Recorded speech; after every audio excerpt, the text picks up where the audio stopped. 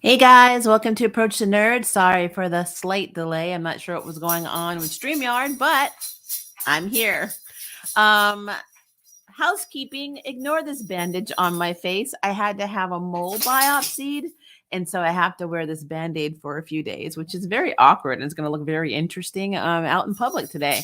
But it's a thing. So just I'm okay. It's just weird. So just putting it out there. All right. So this episode was very Lumity centric, and we did have a little bit of Ida and Ed, Amity's brother, and a little bit of focus as well. So basically, the episode starts off with Luce is her basically an alarm event goes off on her phone, which I'm always amazed that her cell phone still is charged and works in the boiling isles in the demon realm. I don't know how that's possible. I can't keep my phone charged for anything. So I'm very impressed that she's in a whole other realm. And literally, she has no issues keeping her phone charged. Also, if you hear me yell at my dog, it's because my dog decided to be in the stream with me this morning and he's being problematic. Out of the kitchen, Simon. Dogs, what can you do? Anyway, so she gets this event. She looks at it. She has this look on her face. So I already knew when she saw the event with her mother on the phone that there was something going on. But we don't find out till later on in the episode what it is. So for most of this episode, Luce is trying to distract herself so she doesn't have to think, which is interesting. That's always a bad sign when she's like that. Luckily, though, Amity, she wants to join the Bonesboro Brawl and win a championship belt because her dad is a former championship belt, holder, and she feels like it would connect her with him and they can share that. But her father wants her to try out for the Emperor's Coven, which she has no desire to be in the Emperor's Coven anymore, which after all the stuff they've been learning, especially in stuff that's going to happen the Day of Unity, I do not blame her. And honestly, if she did try out for the Coven and get in, she may be one of the ones that has her life force or her magic drain to create this new world that Bellos wants so badly. So it's probably not the best thing for her to join the Coven right now.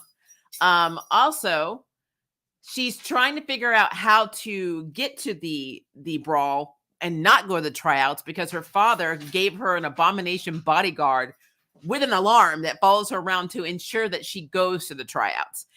So she goes to, of course, Ida's place, the Owl House, and goes to talk to Luce. And Luce is just like, distraction. Yeah, I'll help you. So she basically says, let's just go to the brawl and just ignore the tryouts. And if you win the belt, you can go talk to your dad and maybe he'll understand that you don't want to be in the Emperor's Coven. So that is her plan. And to have reinforcements on said plan, she not only brings King and Ida, she also brings the twins in this episode, which I love. And I love that both of them had these concealment stones to make their appearance, I guess, more flawless. And both of them ended up giving their stones to Amity to conceal her identity. So when Ed took his off, he became a little geekier, which he's still adorable. And then, of course, when her sister did, she had little spots. I don't know if they're freckles or acne, like witch acne or whatever. But their perfectly flawed appearances were not, there anymore, which is what it is. On top of that, Amity's sister is basically acting as the team healer. So when Amity gets hurt, and then Luce, who later decides to join in too to distract herself, that there's somebody there on standby to always heal them after each match, which I thought was really cool. But Ed, he tried to make this bat bird. I think it might have been his paladin, I'm not sure. Tried to make it sing in support, and it wouldn't. And so his twins, like, you could just, cheer on the sidelines. He's kind of in his feelings. He's like, I kind of mess everything up. But he gets recruited by Ida to collect these ingredients for this thing called a blabber serum because she wants Raph, who King has been telling everyone is her ex-boyfriend, to spill the beans on what's going on with Rain, why, basically why he can't remember her, and what the Emperor's real plan is for the Day of Unity. And so Raph is actually the champion. He is the champion belt holder. So whoever wins the brawl has to face him to get the belt. And so Edith's trying to intimidate, him. And of course, the person that's like the referee or host of the brawl is like, you can't fight outside of the ring. So she decides to make the blabber serum. But because she doesn't have actual magic anymore, she only uses glyphs, it's harder for her to collect all of these ingredients that she needs in order to make the serum. So when Edric comes up to her, who she won't call that, she's like, it's too close to Ida. When Ed shows up, he starts giving her advice on how to basically catch these wild beasts. And so she gets excited. She's like, you're pretty much a beast catcher. That's pretty cool. So she recruits him to help, and he's able to help her get all of the ingredients that they need. And at some point during the episode, though, they need to heat it up. It's not hot enough for it to actually work. So he uses like honeybee fire or something like that and puts it in, and it actually changes the ingredient of this serum and makes it into this really horrific, like, transformation type serum, which when given to Wrath, he turns into this huge creature. And we'll get back to that in a second. So back to what's going on with Amity and Luce. So Amity, she uses the concealment stones, and then she makes herself look like a really hot, like, nerdy librarian, which you see Luce like spinning her around saying pretty, pretty, pretty, which is very, very cute. And then she's like competing, and she's doing extremely well. Like, she's actually winning all of her matches so far. And so Luce is kind of like on the sidelines, like, wow, Amity could really just pull this off. And that means there's really not anything for me to do but cheer. So now I'm alone with my thoughts. So then Luce decides to join the brawl to give her mind a distraction, and basically made the excuse to Amity that, hey, if I'm taking out more of these guys, that's less people you have to worry about. But then I thought about it. I'm like, but doesn't that mean that you guys have to face off? Which it doesn't come to that, but I mean, isn't that what that means? Which I don't know if Luce really thought that through. But she's doing it. She's taking out people, and Amity's sister is like alternating between healing her and healing Amity. And whenever they're like on a downtime, Luce is in her thoughts again, and she can't handle it. So she's like, I'm going to go for a walk. So she goes for a walk, and then the abomination that earlier Amity had sent off, the abomination bodyguard I mentioned, she told him to go to the witch's market and find a really rare emerald dagger. She didn't actually expect it to work for a while, but he actually ends up bringing it to her. And she did it by concealing her dad's voice, which is interesting because honestly, she could have just told it to stay there. Like, sit here and don't move, and give him that order. And then that would have been the end of the problem. But I guess for plot purposes, they needed him to be at the brawl. But anyway, he comes with the emerald dagger, and Luce sees him. So she tries to take him on, and she ends up setting off the alarm. And then when, it's really, really loud, she cuts it off at the top of his head. So when Amity shows up, she's like, you didn't touch him because my dad pretty much booby-trapped him with alarms. And Luce lied and said no. And then right when Amity's about to do her final battle against Wrath, her father shows up and says that she forfeits. So now she's upset because Luce lied to her by saying she didn't touch, Abomination, and she'd been acting weird all day, even when, Amity tried to talk to her.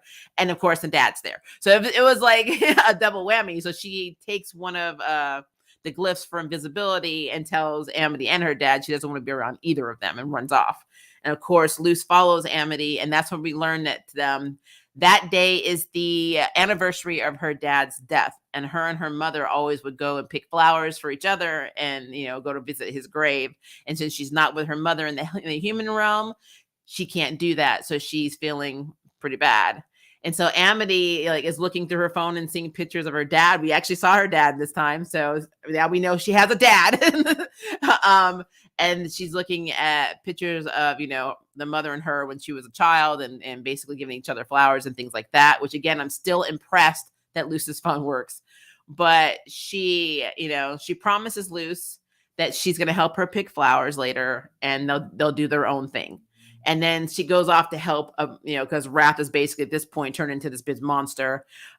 She tries to help her dad. Her dad's like holding him off with abomination magic, and the dad keeps making her like go back to where her siblings are, and they're like, not cool, Dad. And eventually he does allow her to help, and then Luce, with Ida's help, uses her glyphs to basically freeze it, because Ed figures out if heat makes the abomination magic go crazy, maybe cold cools it down, and it does work and turns him back to normal. But now Ida's happy because now she has a new serum or a weapon to use for scary transformations. So that's interesting. She probably even use it on herself now that she knows that if you just put cold on her, she'll go back to normal. So Ed inadvertently made a new serum or potion out of wild magic.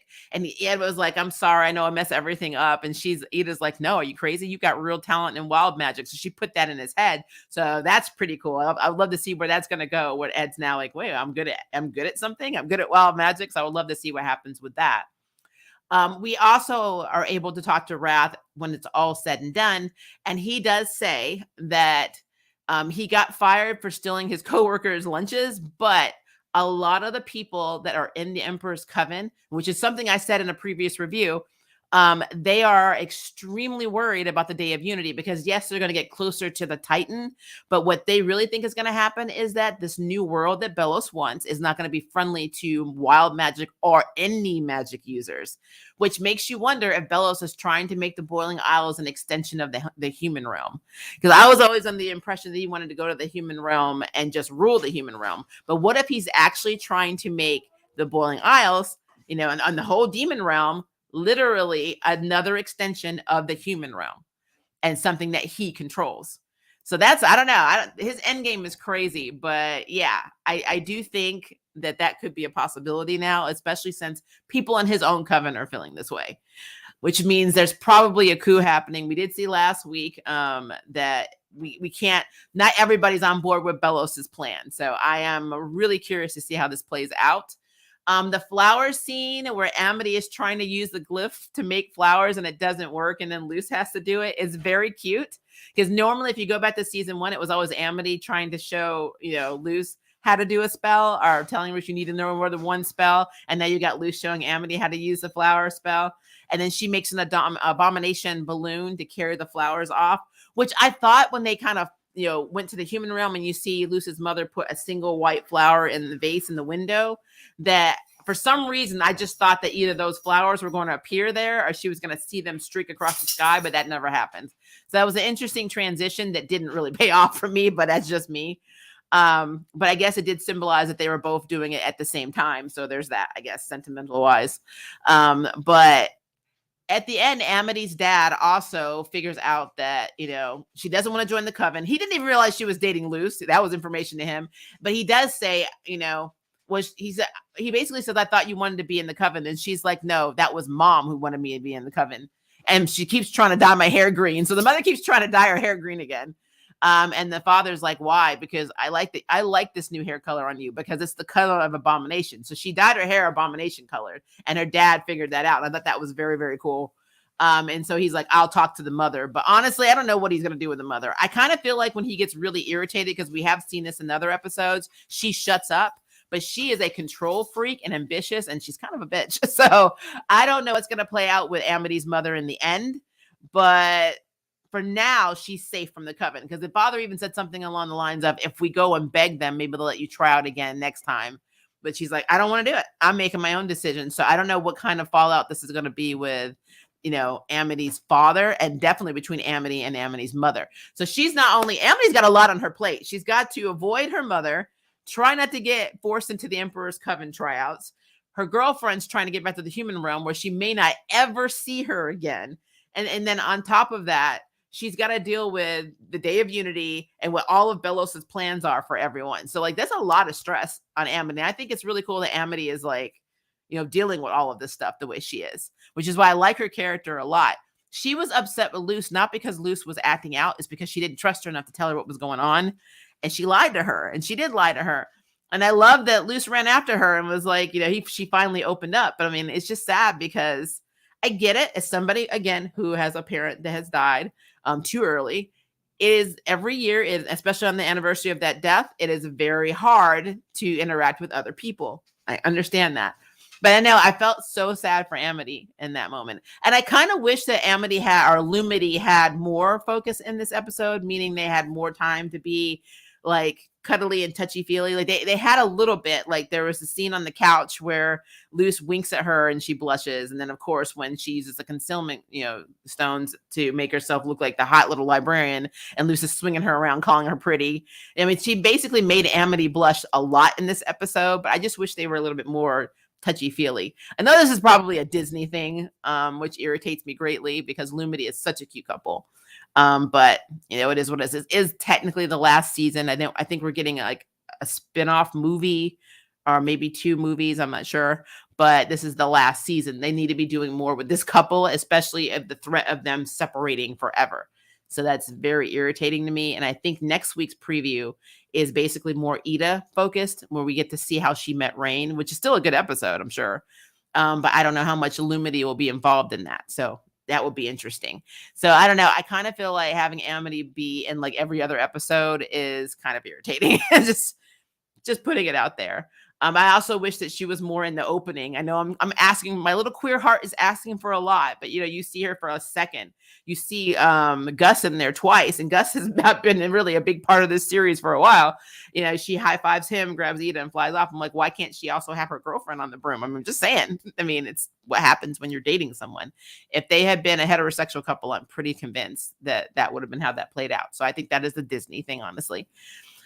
But it's a thing. At least we're getting the Lumity that we are getting, so it is what it is. But overall, very, very excited for the little Easter eggs we got, because now we know for sure that Belos's own people do not trust him.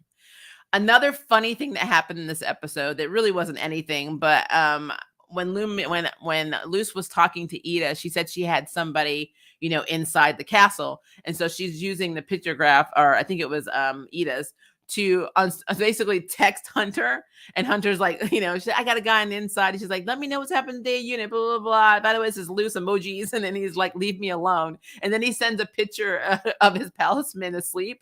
And he's like, sorry, wrong person. So it's good to see that Hunter is learning how to use text messages. And I wonder if he was texting Willow or Gus, because I remember in the last episode, he just got or made an account. So I'm wondering if that's what he was doing. He was actually messaging them back and forth, which I think is really, really cute. Maybe that's something they'll reveal later, is that he's actually pretty much witch internet friends with Willow and Gus. I think that would be very cute. But I just love how he told me in all caps, leave me alone. So it's crazy. It is very crazy. But yeah, overall, really, really enjoyed this episode. The key points that I pretty much detailed are, we did learn a little bit more about what potentially is happening with Belos and how the Coven doesn't trust him. Amity's made us another connection, or at least a stronger connection, to her dad, who's been making all these abominations for the Emperor to the point where he doesn't even know what his children are doing anymore. Amity's older twin siblings are very supportive of her. I love how everybody calls her Mittens. It's very, very cute. We learned that the impact that's going to go down basically between Amity and her mother, I think it's going to be very big, because we haven't seen the mother in a while, and I have a feeling when push comes to shove and all this stuff comes out, she's going to be on the Emperor's side, and I think it's going to cause a lot of issues. I'm hoping that we have a villain redemption arc for the mother, and the mother basically loves her kids so much that she turns on the Emperor. She'll definitely turn when she realizes what the Emperor is planning, but I don't know. We're going to see. I just have a feeling that the mother and the father are going to be on opposite sides, and it's going to cause some stuff. So I'm really curious to see how that plays out. I know we're getting a King bio ep.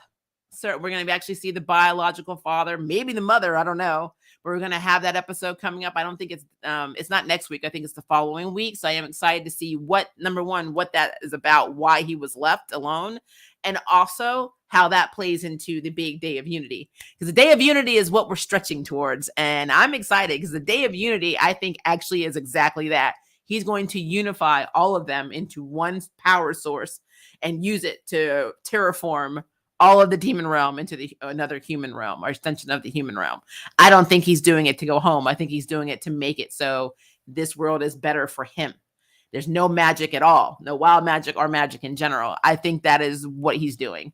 And if that is the case, that is messed up. So I'm excited. I'm very excited to see what happens. But yeah, that is my short review. You know that this is always a shorter review for me because the show is only 23 minutes with commercials long. So I don't have a lot to talk about unless it's a lot of details. But yeah, in a nutshell, it was pretty cool. But make sure that if you have any theories, questions, or concerns, you put them in the comments below, because I really want to know what you guys think. So yeah, I've rescheduled, if you haven't checked, I've rescheduled my Moon Knight episode 2 spoiler review because Joe's Geek Show wants to do the review with me. So we're going to do it tomorrow at 3 p.m. since he's in Nagoya, and that's Monday for him. He's able to do it early in the morning. So we're going to do that tomorrow. My Kung Fu videos are still coming out. I also have some stuff that I'm working on for my other channel, Approach to Yuri, so be on the lookout for that. And I'm going to see Morbius tonight, so we'll see if I'm going to review it, because I still haven't done the Batman review because I got feelings. So I have to really put myself in a place where I can talk about that movie. Not bad. I just have a lot of questions, but yeah, I should be talking about Morbius too. It's been out for a minute, so it should be safe enough to do a spoiler review. So that should be something that should be coming up too. So be on the lookout for that. And I have a few other videos as well that are coming up. So be on the lookout. Just say the channel's about to have a lot more content, so bear with me. All right, guys, thank you for joining me. If it is day for you, have a very good day. If it is evening for you, have a very good evening, and I will see you in the next video.